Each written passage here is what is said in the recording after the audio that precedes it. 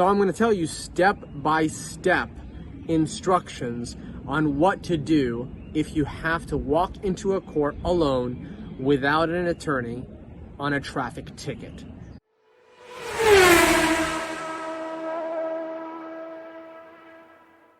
The prosecutor or judge on the day of court is going to call out a list of names. You're probably going to be on that list. Make sure you get to court early so that you don't miss your name being called and, God forbid, be subject to an arrest warrant because you failed to show up to court. Now, when the judge calls your name, they will likely preface it with, you have three choices: plead guilty, plead not guilty, or plead nolo. Sometimes they'll say that you have a fourth choice, which is pretrial or the ability to speak with the prosecutor. But even if they don't actually explicitly say it, you always have that choice. Pick that choice.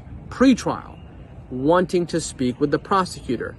Now, the goal is to try to get your case resolved by not having that traffic citation report on your motor vehicle history.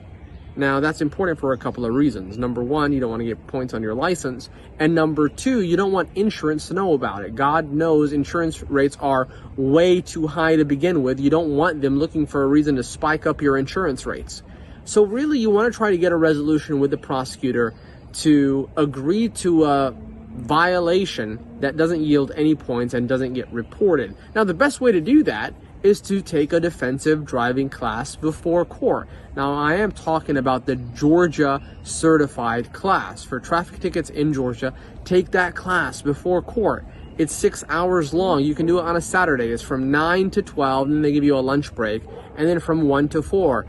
Go to court with that certificate in hand, showing the prosecutor that you did something proactively and you are deserving of a deal.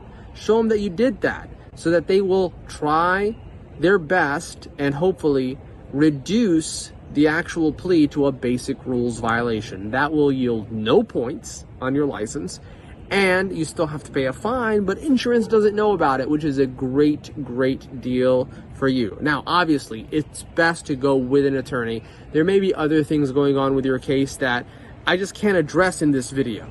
But generally speaking, if you take the defensive driving certificate to the prosecutor, show it to him, you're gonna be in a much better position than you are without that certificate in hand.